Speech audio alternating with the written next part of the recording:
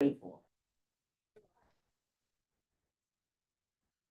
are continuing our hearing here on February 11th, Tuesday, House Ways and Means and Senate Finance.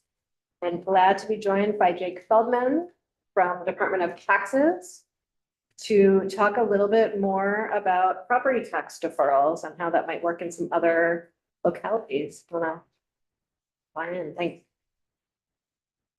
Thanks, everybody. Jake Feldman, Tax Department. I guess my document is on Senate Finance page. And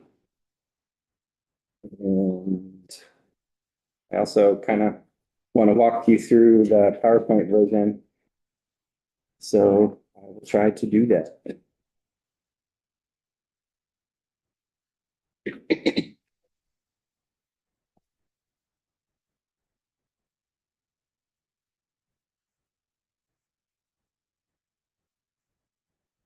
Okay, so we're talking about property tax deferrals and what other states do.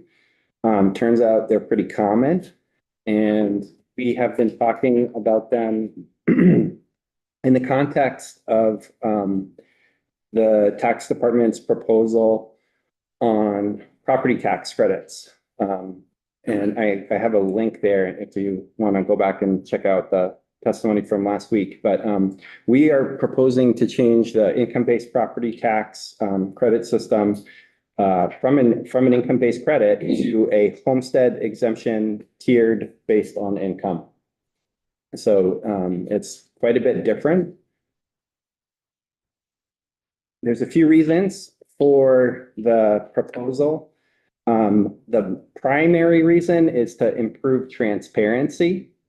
This will make it quite easy for school boards to tell taxpayers in different situations what they're going to pay in the coming year.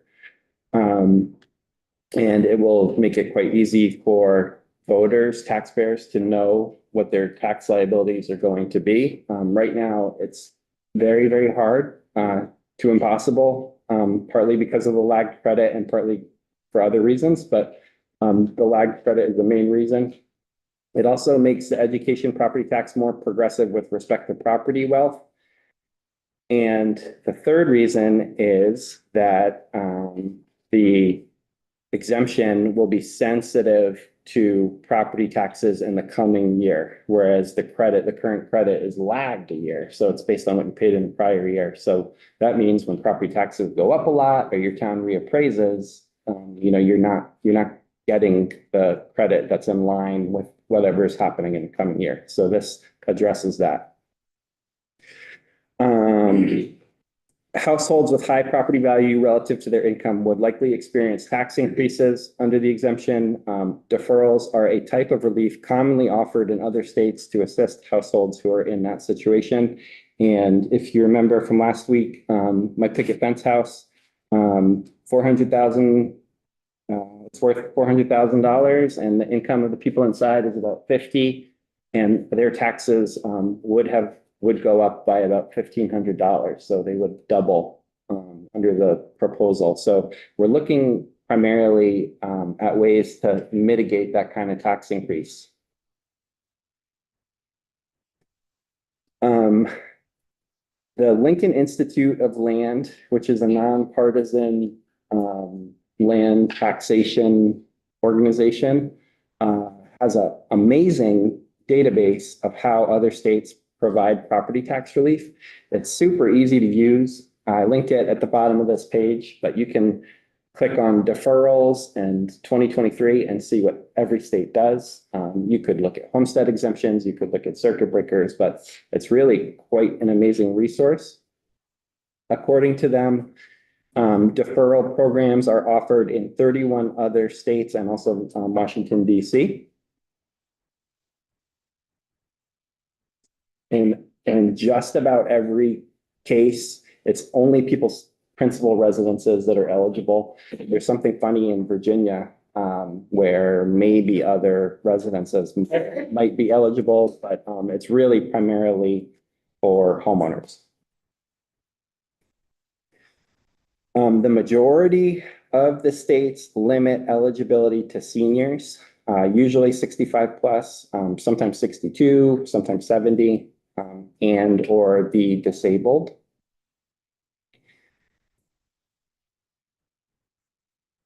Also, the majority of the states have income limits, maybe up to 100,000 in one case, but it's usually around 50,000 of income and sometimes lower. Another common feature is that they require a minimum number of years in the home before eligibility, often 5 years. So it's trying, you'll get a sense through the presentation that this is really trying to help with age in place. If you put all the clues together, and so they're saying, these other states are saying usually 5 years you need to be a homestead, basically. They have, their version of homestead or homestead before you can become eligible for a deferral. They do all appear to charge interest, and most or all put a lien on the property. There's some where I couldn't quite tell. Vermont, you might know for current use, does put a lien on the property. That's around 19,000 parcels, where we have a lien, an active lien. So it's not unprecedented in Vermont. And the taxes become due when the property is transferred to a new owner, or if you move out, like if you decide you're gonna, retire somewhere else and rent the house, the taxes become due, or the owner or the co-owner passes away.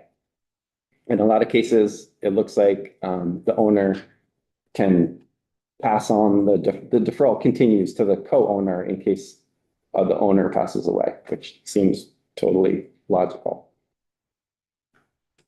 Are we saving questions or can I? Why don't you?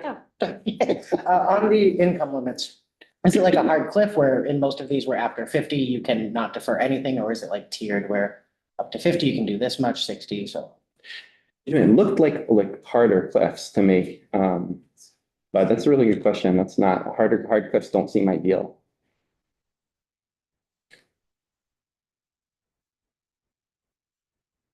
So Maine is a state that we often look to for tax ideas because of similar demographics and our New England friend.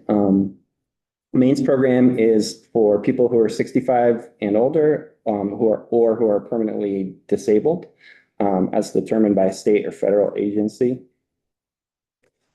The income limit in Maine is under $80,000, and they also have a liquid asset test of $150,000 or $100,000 if the person is single. And according to them, and there's probably some devils in the details here, but liquid assets are anything that can be converted to cash in 3 months or less.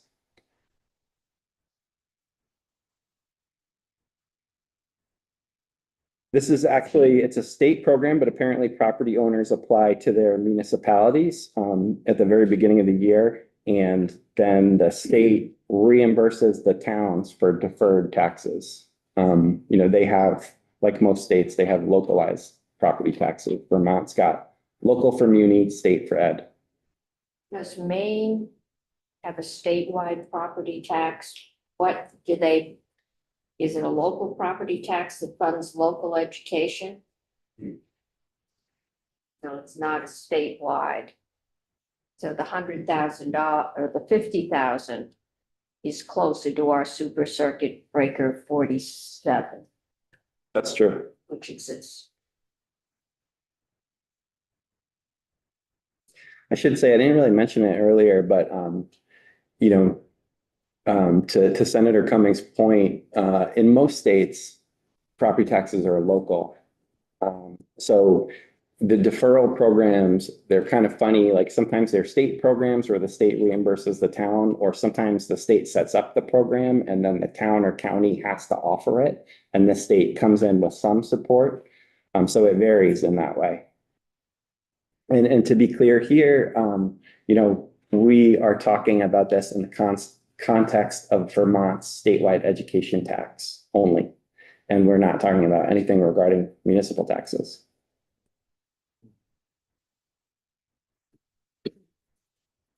It was set up in 2022, and apparently it costs about $1.5 million per year. To what does that $1.5 million do? Like, is it just administer it? To fill in the property taxes that people have elected to defer. Oh. The state has to borrow the money. And then where does the deferred, once the deferral period is over, where does money go? Where does it go? It goes back to the state in some form. And I'm not sure which state fund it goes to. Okay. But it's a young program in Maine. We're going to talk about Oregon in a second, which is an old program. Well, I was surprised to find out about. How many people percentage, is this program that a lot of people sign up for? It's something that few people are somewhere in the middle. In Maine, I think it was in the under 10,000 households had signed up for it. Doesn't that, the 1.5 million, that has to be administrative costs rather than the cost of the program. If you got 100,000 people with deferred income. It's under 10,000 households deferring property taxes. So is that $1,500 each? Or I have the impression that it's not the entire property tax amount. In some of these cases, it's just lowering their property tax, leveling it off. So maybe like 2,000 out of an $8,000 property tax bill. Is that incorrect? That's correct. You know, in a lot of cases, I think you can elect how much you defer. You don't have to defer the entirety of your property taxes. Who sets the interest rate? Pardon? Who sets the interest rate? The state's, you know, laws set the interest rates. They vary. Some are locked at like between 4% and 6%. Some are connected to other inflationary indexes or interest rates that are coming from somewhere else. So I do this when I'm 65 and I live to be 105 and I've deferred more than the value of my property. What happens? Yeah, there are limitations. States, you know, I would encourage you to check out the table because there's a lot of variety, but states do try to make sure that people do not defer more than their properties are worth through various mechanisms. For So with this, Maine must have a way to do an asset verification. Apparently for liquid assets, which are a little bit easier to verify than property. Yeah, because I think we had a report done last summer, right? In terms of looking at somebody's net assets to determine whether or not they're eligible for a property tax. And Yeah. I think the recommendation was don't do that because we have no way of verifying the assets. Yes, that was me this summer. Just making sure I was on the same page. Okay. It's in fact linked in his report. Yeah, okay. Yeah. But yeah, no, liquid assets are probably a little easier to verify. You need a point in time. But then things that are harder to verify are like, you know, yachts, baseball cards, stuff like that. Yeah, yachts would be tough.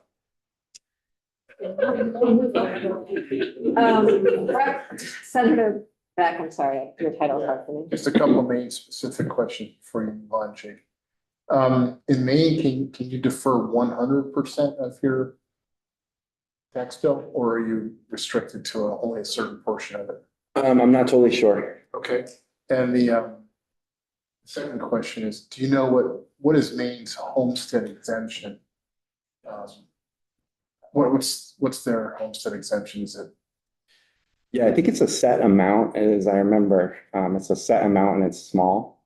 That's their homestead exemption. Like if you're a homestead, you can reduce the value of your property by whatever it is. And they also have a property tax fairness credit, which is like a circuit breaker. So they have three things working in tandem to, It sounds so complicated.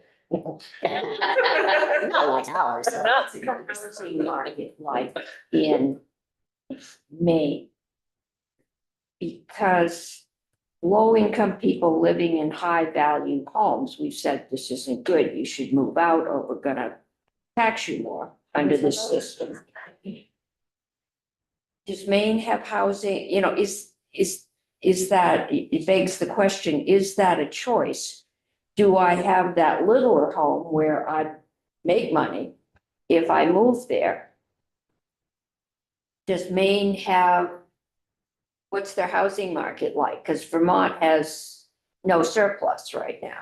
So moving is frequently not a choice unless you want to move to the Northeast Kingdom from Chittenden County, which Don't have any housing either. you don't have housing either. yeah, I'm not really sure. I mean, the thing that's similar about Maine to us is definitely the demographics. Yeah. And definitely second home ownership, you know, coming from Boston. So those things are similar, but I'm not sure if there's more like, you know, smaller houses available. I have picked up the Realtor magazines when I'm there. And I haven't seen any cheap housing, not in Southern. Yeah, thank you. How is that deferral amount considered and the lien on the property? Whose responsibility is it to make sure that through a transaction transfer, whether it's to a family member or somebody else, that amount is there as a lien? Who's responsible for that? Is it the state? Is it the individual? Is it? I think it varies. I think in, well, what I saw, in a lot of cases, it was the state. And in a lot of cases, it was the county, because, you know, county taxes are popular in other states. And then in some cases, it might have been the municipality. But in this context, I think it would be Vermont, state of Vermont. Okay. And like I mentioned before, we do have around 19,000 liens out for current use properties. Thank you. I imagine if we go deeper on this, we're gonna need to spend a lot of time thinking about liens. Thinking about what? Liens. The banker's representative is back there watching us. He's just watching Jake, he's not. Liens gets their attention. I think you have other states to talk about. Absolutely. So Maine is a fun one, useful. Minnesota is the ITAP Institute for Taxation and Economic Policy's most progressive state in the country. They have a deferral program. It's for people 65 and older, and if they're married, the spouse must also be at least 62. Their income limit is a little higher, 96,000. Similar, the household has to have been a homestead for the past 5 years. And this is interesting, kind of like us, only the taxes on the house and the surrounding 1 acre are eligible for a deferral. So we base our credit system on the house site, which is the house and surrounding 2 acres. And the exemption proposal is for just a house site too. So I guess a question would be, could people defer other homestead taxes if they have acres beyond 2 acres? But in Minnesota, the deferral is only for the house site, basically. How long has this program been in effect? Do you know? That might be at the bottom of this, the slide. I don't see it. Nah, Okay, I'm not sure. okay. It gives the link though to the site. Yeah. It does not allow reverse mortgages, life estates, or for there to be other state or federal liens on the same property. That would hit current use. If Vermont went the same route and decided there couldn't be 2 liens, it would, I guess, intersect with current use, but maybe I don't know. I don't know. It's a policy. Maybe we could just. Yeah, but the house site's not in current use. It's a house site. That isn't, but if I had a lien, I owned, my mortgage is on a house of 20 acres. I bought it 10 years ago. I've still got years to go on my mortgage. I'm 65. I'm deferring my taxes on my house. I can see where you could get into a situation where liens might be worth more. You could have liens more than the value if I live to be 85, which isn't rare these days. Yeah, so the states, they have, and this is where it gets complicated, they do have, ways to try to keep people from deferring too much. And so that's a consideration. I'm gonna show you later on that the way I'm thinking about the deferral is as a tax mitigation strategy for the homestead exemption. Like to try to help those red cells. I don't know if you remember from last week, but the people who were harmed. So in that case, like you might want to defer like up to a certain amount, which I think could be around $2,000 at the maximum, but and that would mitigate the tax increases. But beyond that, it would kind of stay the same as it is now. So it wouldn't be an unlimited deferral. It would be a tool to try to fill in on that So instead this of. would be only the state taxes, not the city of Montpelier taxes. Right. Yeah, we left that part of the circuit breaker as it is. Representative Kendall, did you? Well, I just, people have a reverse mortgage now, that continues with no new ones. The reverse mortgage continues. Somebody's got one already. Uh-huh. This goes into effect. What happens to that reverse mortgage? It just stays. And no new ones are allowed. Yeah, I don't think you could do a new one. I think reverse mortgages mostly do not like deferrals because in a reverse mortgage, the bank is basically slowly buying back your house. So they don't want to have a tax due when they get the house, and they don't want the lien probably. Yeah, so Senator Brock brought that up last week, and it appears to be pretty accurate that deferrals and reverse mortgages are incompatible. And so someone would just not be eligible for this, for the deferral program? Right, if you have a reverse mortgage. Theory, you'd use the reverse mortgage to pay your property taxes. In theory. That's how what reverse mortgages are supposed to do, among other things. In Minnesota, it's actually kind of based on your prior year income. And then beyond that, you can defer, and the state reimburses towns. And this gets to what we've been talking about. You can only defer 75% of the estimated market value of the property minus the balance of any loans at the time of application. So there's a limit on it to make sure you're not underwater. I remember Minnesota was the one state other than Vermont that didn't do a foundation formula of some form.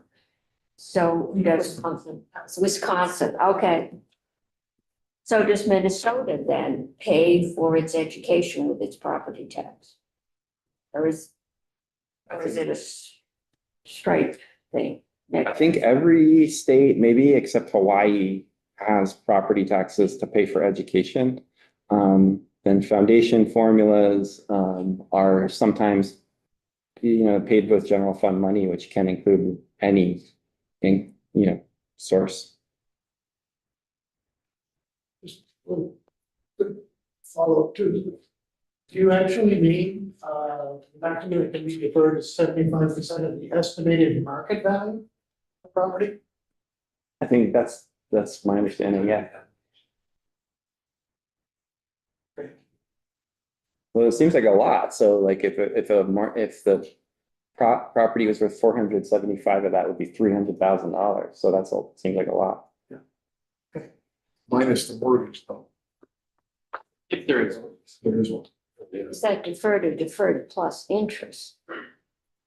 Because if you're deferring up to 75% and you're paying 5% interest, that could get you over the market value of the property. Yeah, I'm not sure. You need to be careful that word. If we do. Have you seen states just say, we recommend that you look into getting a reverse mortgage if for help paying your property taxes? Tax collectors might, I know some of the better ones counsel people on this cheaper can't way. hear what you're Some of them, your local tax collectors might, I've had one that would counsel people that there are cheaper ways than just not paying your property tax until your social security check comes in to get the money, like go get a short-term loan, there are other. I can say that, as a tax, I guess I'm a tax administrator is what maybe you'd call me. But we're careful about what we put on the website. Like we don't really give people tax advice. So, it gets risky. We even don't really talk about federal taxes all that much. We kind of try to keep it. Another question about demographics. Can you point out what Minnesota's demographics are like? Maine's are similar to ours, but I'm wondering what kind of thing we're doing to the market if we were to make it for a certain age group that we already have a lot of, and how much that cost would be to us. How the rest of the state to make up for it. I'm not sure Minnesota's demographics. I know that in Vermont's property tax credit system, seniors are a little bit under half of the recipients, but they're getting more than half of the benefit. So, if we limited it to seniors, that would be half of the credit population. And yeah, it would cost something, and who would pay for that and where would the money come from? I will also say that deferral programs, because of these elements that we've been talking about, are not super popular. There's the lien, not popular, interest, not popular. The other thing that's not that I was talking about with the commissioner is that, I think when you offer something like a deferral, you're really getting to the core population of people who need the assistance. There may be people whose income is ostensibly low, but they actually are able to pay their property taxes. And that's another reason why these programs don't appear to cost that much in other states.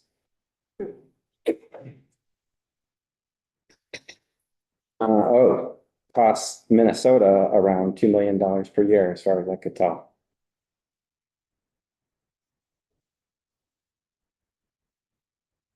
Can I ask a clarifying question on that? In terms of the cost, are you factoring in just the deferred amount of taxes owed, or are you factoring in the interest earned and the administrative costs? So I was not factoring in the administrative costs. I think Minnesota's was also a pretty young program. So at the beginning of a program, it's going to cost money, but then at some point, the state will recoup down the road. Plus interest, yeah. And so that's why I picked out Oregon's to talk about. Wait, you didn't answer my question. Sorry. So it does not include the interest or the administrative costs. It's just including the deferral amount. Right. Well, the interest would be money paid to the state. Right. That's what I mean. It's just the amount the state pays. But I think Minnesota's program is pretty recent, so I don't think they're getting much money back. I think the $2 million might be a net number, but I think it's mostly state obligation at this point. It would be helpful to find out if these numbers are net or gross Right. and, the cost that you all think it would cost to administer something like this at tax. Yeah.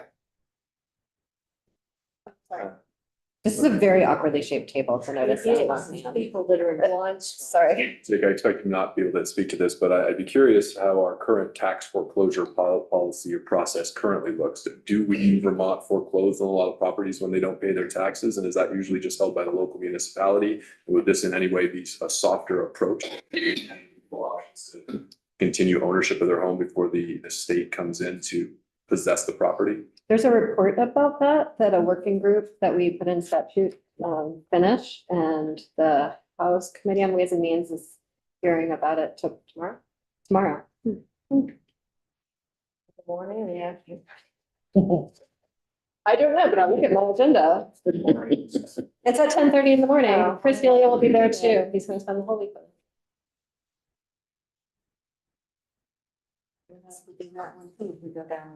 And that was part of H4E. What is the bill? Was that 480, the appraisal bill? Yes, Yes, okay. that was the bill of it. Okay, so Oregon, the applicants must be 62 and over, or disabled or receive federal, social security disability benefits. The income limit is, 60,000 in Oregon. And they also have a net worth test that, it must be less than $500,000, and it excludes the home and personal property, baseball cards, yachts, paintings. So it's probably getting more at good Wait, assets. so they have an asset test there. They have to figure out how much the yacht costs. The baseball. Well, I think that would be That excluded. was personal property. That's excluded, but baseball cards aren't? So the baseball cards excluded, yachts excluded, paintings excluded. Oh, There's a so thing. what's the net worth? Is Must what's be included if more it's liquid assets. just like stocks and Your bonds and corporate that kind of account. thing? Your Or retirement. an IRA. Let's all take turns because there are 4 people. Ambulance. No, I mean, is that liquid asset your retirement savings? I'm not sure. I would assume that if I've been saving and I'm living on my savings and social security, that those savings are a liquid asset unless they're tied up in a CD, but if that's in a high yield savings account or in just a plain old savings account. So I would have to go through, I'd have to live on my $3,000, $2,000 a month. Okay. And it looks like another cliff, which is not ideal. Like somebody who's 499 is fine and 501 is not, that's not ideal.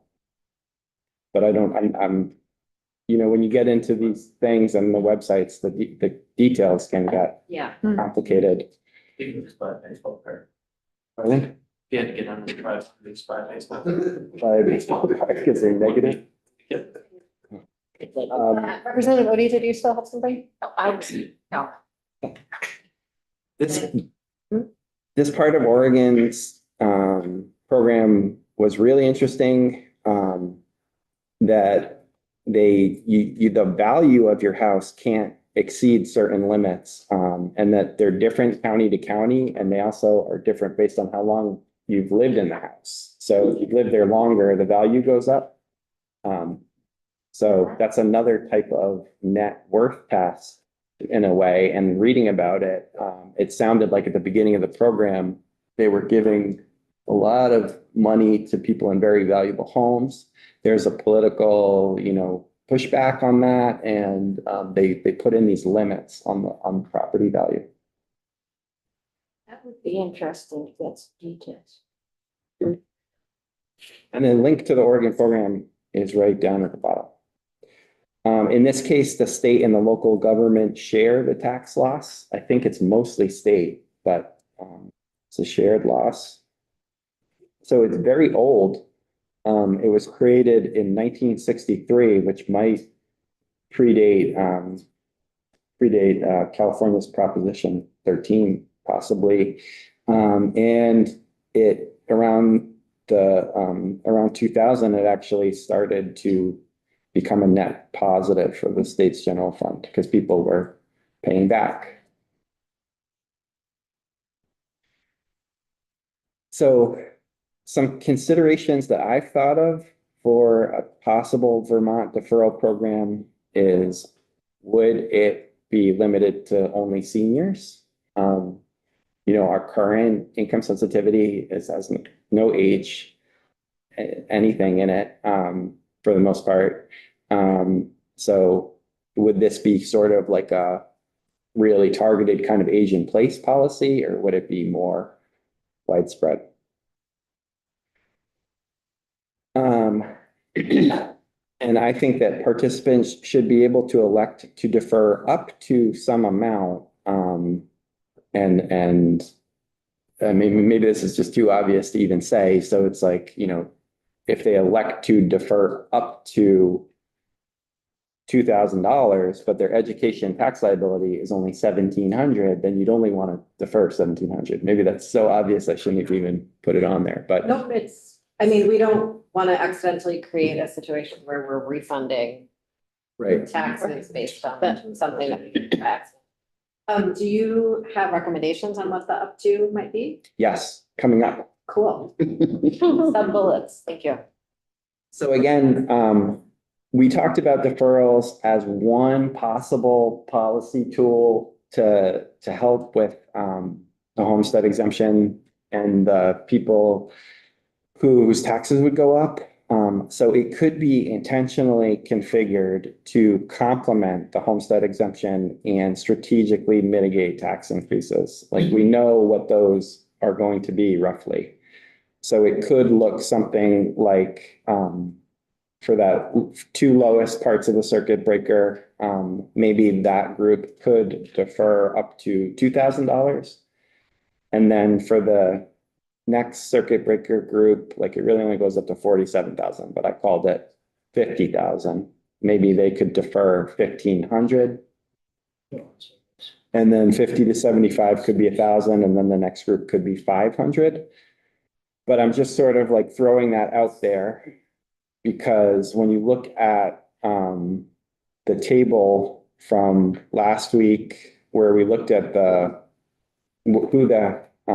many households there are in different combinations of income and property and what might happen in the deferral, you can kind of see that the people in the bottom table, there's a bunch of red, which is bad, and income between 0 and 25. If their houses are worth over 400,000, their average tax change preliminary based on tax department modeling could be in that 1,900 or 1,600 realm. They could defer. So maybe you would offer a deferral of $2,000 for that. I think I missed that under this proposal, not the deferral proposal, but the shift to the credit, is that what you're calling it? Included removing the circuit breaker. Includes removing the circuit breaker? Yes. It doesn't necessarily. Okay, we have legislative language though. Does that legislative language include removing the circuit breaker? It preserves the municipal part of the circuit But breaker. not the education one? Okay. Thank you. So the education one could be brought back on. What would happen is you'd have to make a decision. Do you apply it to the property tax bill, or do you do it as an income tax refund, which is what a lot of states do? If you put it on the property tax bill, then you're back to a situation where people have a lagged credit, and you're back to a situation where some people don't pay for education because their taxes are low. So it's not ideal, but it could be brought back. And I think I do remember you bringing that up before, so I'm sorry I forgot. Numbers in red. Is that how much your property tax would go up? Is that $400 if you're 47 to 90 and you live in a $300,000 to $400,000? let's see, 47 to 90, 300, that's right, an average tax increase of $400 for that group. But if you're 0 to 10,000, you'd go, so people that are least able to pay would see their taxes go up 1,700 or 1,400. Yeah, it's hard to fit for the circuit breaker population. That in the circuit breaker population, the income percent for 0 to 10,000 is 0.05%. Am I getting that right? That's 0.5%. So if their income is $5,000, then they owe $25, even if their house is worth $400,000. So I'll show this in Ways and Means on Thursday, but it's difficult to fit for the circuit breaker population just because of the map.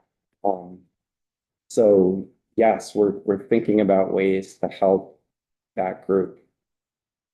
That's interesting. Tell me about We don't have, this week. I think you have the number sheet somewhere, probably, but it would be nice if from this graph I've seen it before. If it also had like in parentheses, like how many Vermonters actually fall into this category? Oh, so that's the top. So like Senator Cummings was asking about Oh, okay, got it. 0 to 10. Yeah. And she's looking at that. 300 to 400K. Yep. So there's a couple hundred households who are in that group. 100 over 400 and 100, 300, 400. Yep. So, Oh, okay. so, Yeah. yeah, we're not talking about huge quantities of, yeah. people. Right. The bulk of Vermonters, you start to really see the core of income sensitivity starting around 25,000. And then up to the top. So yeah, there's fewer households up there. I think in some cases, like it's more one-time events that lead to the low income.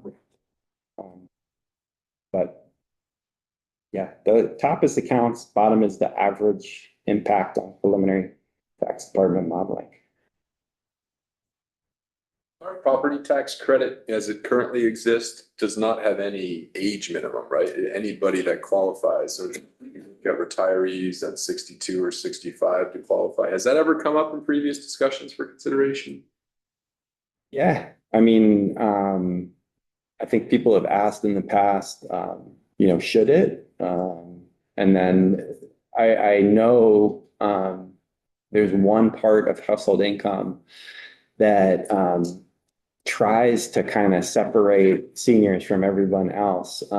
It double counts interest and dividends if you're under 65 and your interest and dividends are over 10,000. So it's like trying to get at like sort of independently wealthy younger households. But if you're over 65, it doesn't do that. So that's the only tie-in with age in the current credit system. I think there's a real balance between folks who are still paying a mortgage and that makes it harder for them to pay their property taxes. And then folks who are not paying their mortgage anymore, but might have a lot less income. That's a hard balance to make policy wise.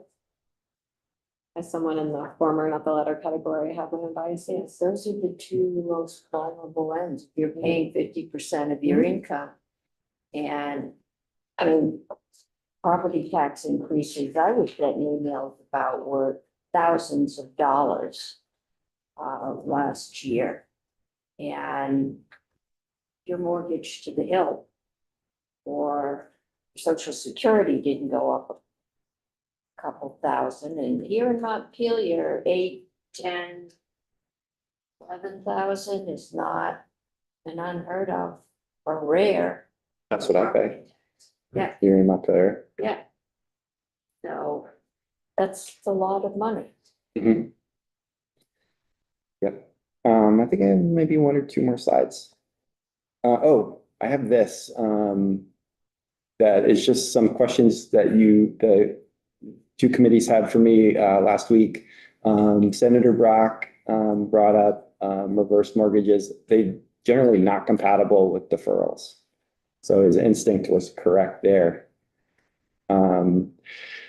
we started talking about trusts and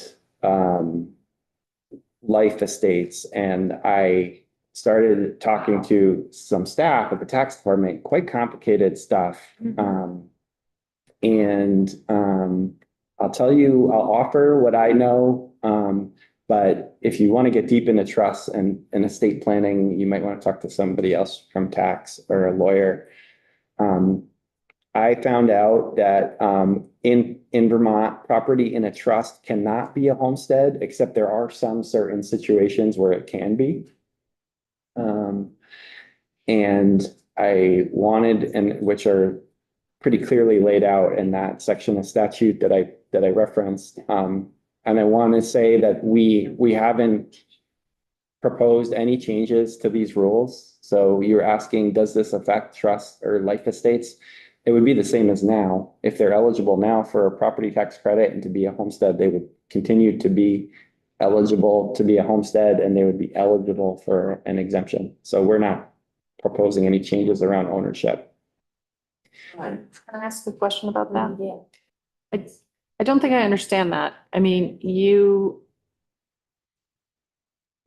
said, first of all, you started that section of your testimony by saying they're generally not eligible except for when they are. And then we have a total of $14.8 million in credits to them. So the trusts are specific situations where they are eligible. And according to our data, the current fiscal year, there were 3,070. So it might not be that isolated of a situation. And they received education credits totaling $6.2 million in FY That's 25. revocable. We Right. can get more testimony Yeah. from people who know more about life estates and trusts than Jake, who started his testimony saying he didn't know very much. That may about be this. our next joint meeting. That sounds like fun. This is a lot of money. Can you remind me how many properties there are? There's roughly 170,000 homesteads.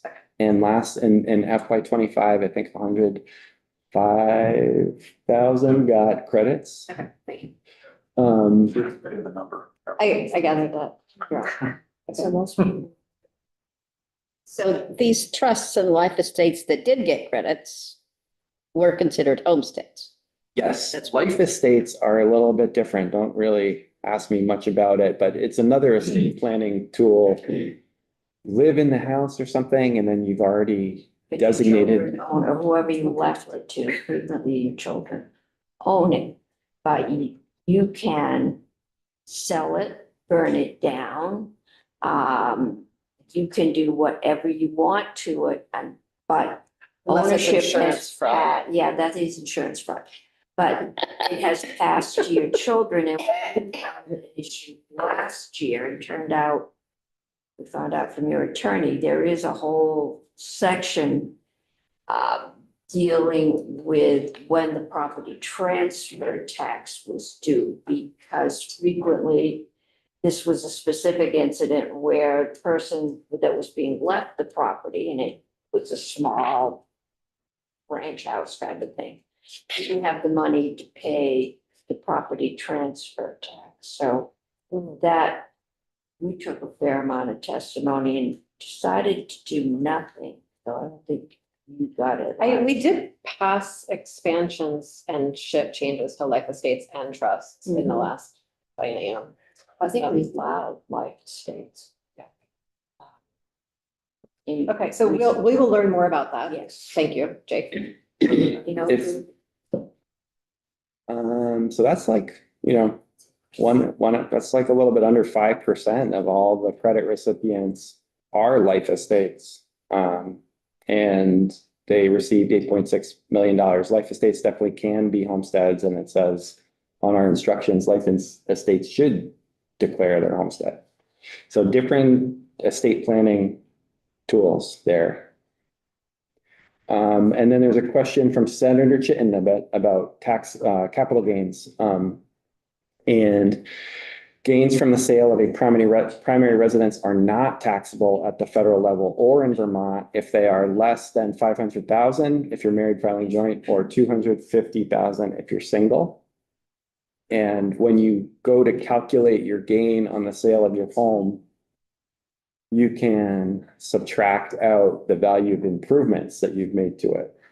So, that would be, I don't know, I guess in Vermont, you could, if you stayed in a house and maybe it appreciated a lot, you could exceed those levels, but that would cover probably most houses, I would think. Gains over that amount are taxable and they're not eligible for the capital gains exclusion in Vermont. So we're not, we are taxing them to the extent that they occur. So that's that. Great. Thank you so much. Does anyone have anything for Jake? We will learn more about estate. So this is the governor's proposal for the deferral program, right? We are proposing the homestead exemption and I'm just speaking about specifically the deferral program. yeah, I mean, I don't think I've really outlined any hard parameters here on the deferral program. It's definitely an option. Yeah. And if we would look into it more, for sure. I think the administration is open to it as a way to mitigate some of these tax increases. Yeah, I'll save my comments for why I hate this program so much. Taxing people beyond their ability to pay and, taking away from their heirs. But besides that, so it is an actual serious idea. That's what you're putting it. Oh, yeah. Okay, all right. Thank you so much. Oh, sorry, I'm really blind spot. Right? Yeah. I have a similar comment to Representative Kimball. So I'm concerned that with the proposal of that grid, that what we're proposing to do is to tax people with very low incomes, but very valuable houses, effectively taxing them out of their homes and offering this deferral program that I would just need to normalize that and know that other states have taken a similar approach. But those are my hesitations because I feel like we are putting more tax burden on those making lower incomes and giving a tax relief to those with higher incomes. I mean, it's going to be helpful to cover something that I haven't really covered, and that is how unique what Vermont does now is. It's extraordinarily unique, and other states have reached very different conclusions on how to tax property. If you are a low income person in a high value home, where you want to be is Vermont. There's no state where it's giving you $8,000 off your property taxes based on your income. So it's an extraordinary outlier. So as I mentioned a few times in the report, this would make our system of property tax relief much more similar to what other states do. We would have to kind of fine tune it to try to mitigate tax increases and to try to mirror what we do now. But it would be a format that other states do for property tax relief. And in committee on Thursday, when you come back, is that Thursday? To your committee, yeah. Whatever I said. Yep. We're gonna see what happens when we move the brackets around a little bit. So sort of using the construct that tax has brought forward, but trying to shift some of the tax responsibility around a little bit more to see if we can move the greens and the reds. I'm interested. And just as a tag on, in your modeling, did you try to make this revenue neutral so that you're basically, okay. Because then I'd be curious, maybe if we look at a way to, if we adopt this, if it's not necessarily revenue neutral, but it starts to reduce what we have been giving away in the property tax credit. That might be a more sensible policy direction, but I still would need to reconcile what this fundamentally would do, which would be to be raising taxes on those with lower incomes with very valuable houses. And yeah, the other question is housing availability. It's one thing to let the state pay your taxes when I'm just choosing to stay in a 6-bedroom mansion.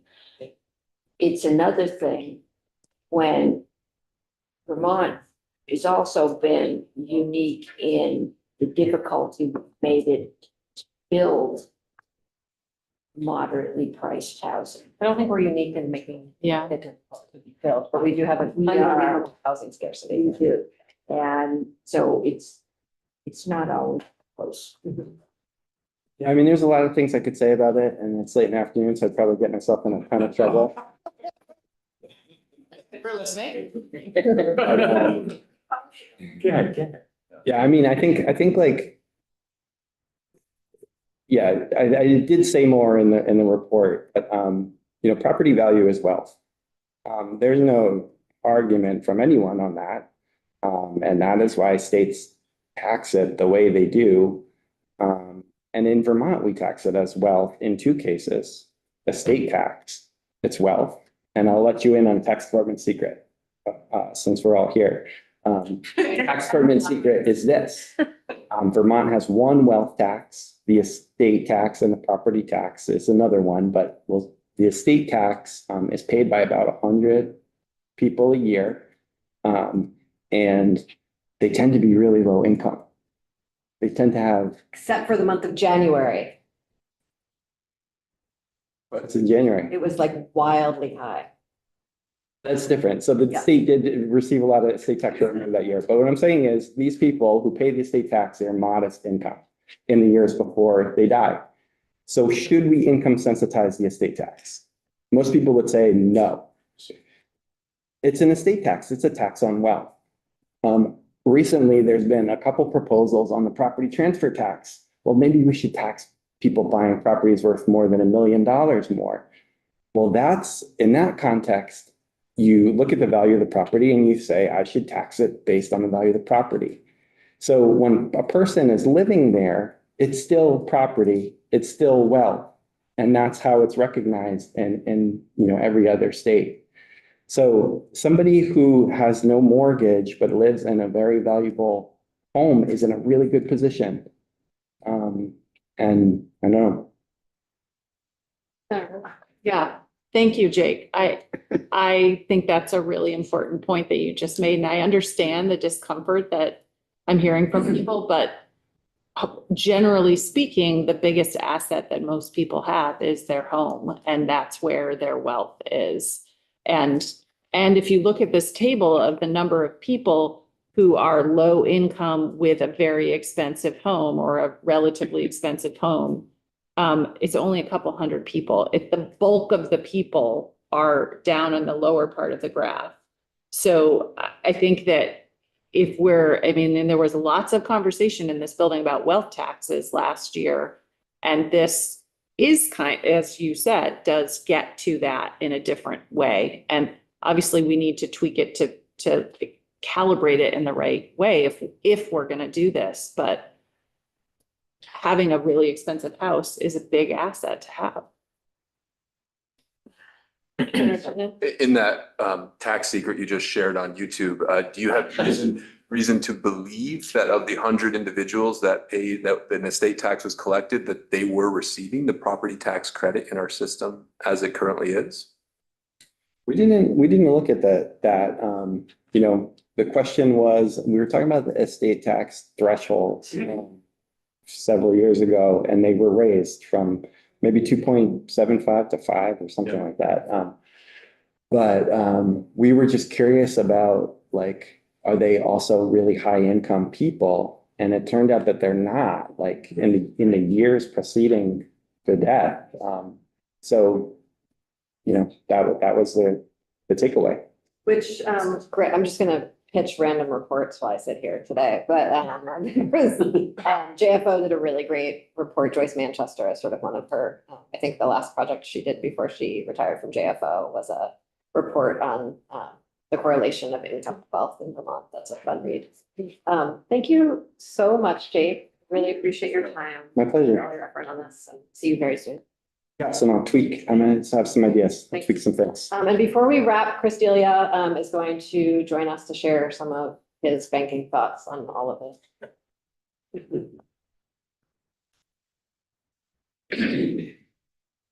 Upstairs, so I will watch it. Come on, I sat through yours.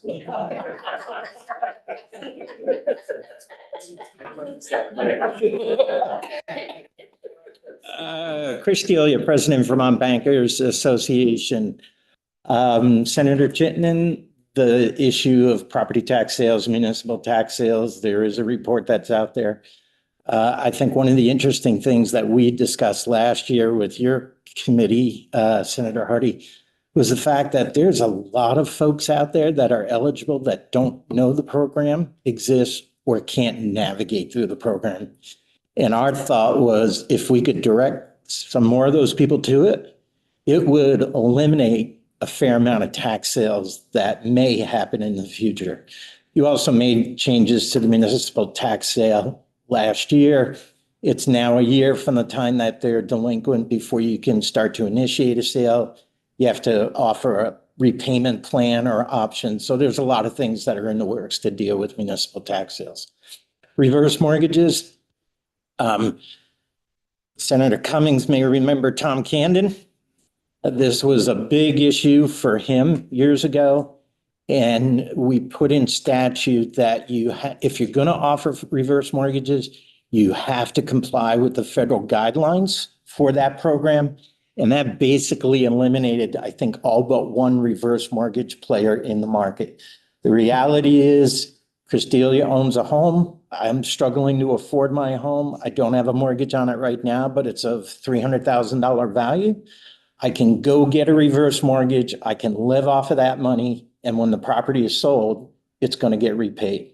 There may or may not be any equity left for my heirs, if you will. Trying to think of what else. Eric Fitzpatrick on trusts, but I would also contact Bob Paolini because I think they have a whole trust committee or division that you could learn quite a bit from. On current use, you made changes to the current use statutes not to. 1 second, is that who joined us last year? Do you remember? To talk about trust? Mark Langen Mark Langen, okay. joined you last year. Yep. You also have a trust bill that's currently in your judiciary committee that they're looking at. It doesn't do a lot as far as upending, current policies, but there is a bill that's currently being looked at. Current use, we made some changes to the current use program a few years ago that created a conditional lien on the property. Because we were finding that as soon as you enrolled the property in current use, the state automatically put a lien in the land records. And that was problematic for the property owners if you were going to remortgage your property or get another loan on the property for whatever reason. So the conditional lien is a notification to lien holders that says the state's hanging out there. And if you ever take the property out of current use, the state's going to swoop in and exercise their right on the lien. All of that's. Can't move ahead of it can't move ahead of something. It can't move ahead of somebody until they pull it out of current use. What do we think about this? And I'll be very brief. The challenge is when you're creating, first of all, I agree. Can we reduce property taxes so that people can afford it and we don't have to come up with programs that help them do things like this? What we see as problematic, and I kind of laugh at how these other states did it, is you're eroding for the lending industry the value of that first mortgage position. We already have property taxes in front of it. This has the potential of creating another priority treated like property taxes. That is an absolute unknown number. If I'm deferring $5,000 a year or $2,500 a year, and I'm in my home for another 20 years, that's 40 plus grand that's sitting in front of the mortgage. What does that do for your equity in the property?